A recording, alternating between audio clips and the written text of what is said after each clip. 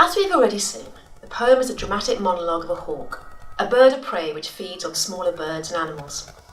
It's a poem based on the hawk's eye view of the world, and the hawk here is a symbol of arrogance and superiority. Seated on the treetop, the hawk looks down on the world like a king. He is impressed with neither the vastness of the world, nor with itself for being above the world.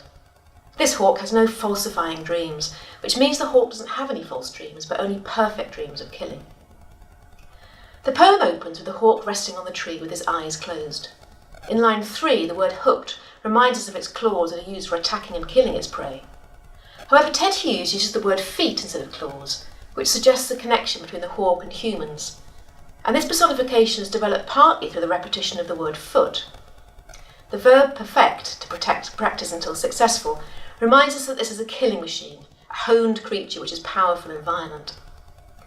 We're also encouraged to think that he is arrogant and self-aware. In the second stanza, the hawk arrogantly tells us the world is made for him. The convenience of the high trees, the air's buoyancy, and the sun's rays are advantage to me. The words convenience, advantage, buoyancy, inspection are all examples of elevated and sophisticated diction, which suggests that the hawk is an intelligent as well as a powerful bird. However, we are already in no doubt of the view that the hawk has of himself, as he sees the earth looking upwards for his inspection. This sense of arrogance is developed in the third stanza, as he announces that it took the whole of creation to produce my foot, my each feather. However, he's not stopping there. The stanza ends with a jaw-dropping line, now I hold creation in my foot. And the enjambment of the fourth stanza reminds us that he considers himself to be able to do just what he wants.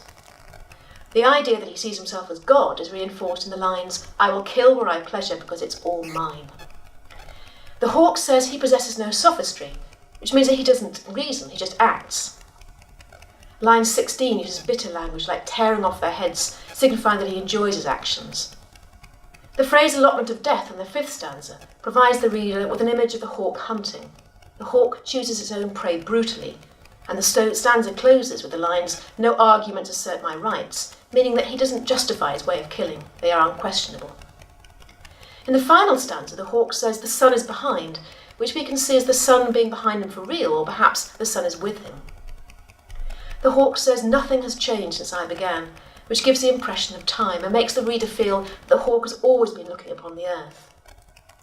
The final lines of the poem, my eyes permitted no change, I am going to keep things like this, show the idea of domination or control. And the shortness of the sentences in the final stanza emphasises finality, challenges if you dare, and the sense of certainty, no one would dare challenge this. Hawk speaks with sure confidence.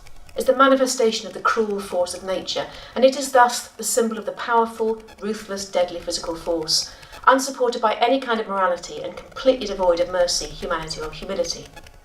It could also be a symbol of the cruel tyrants of the world, who know nothing themselves except perfect control and killing. The significance of the poem lies in its relation to the human world, and the poet allows us to condemn the individual tyrants of the world who are ruthless and cruel like the hawk. More than this, in the march of so-called civilization, through scientific and technological know-how, man has tried to hold creation in his grasp. The poet mocks this by implying that this is the thoroughly misguided pride or hubris of man.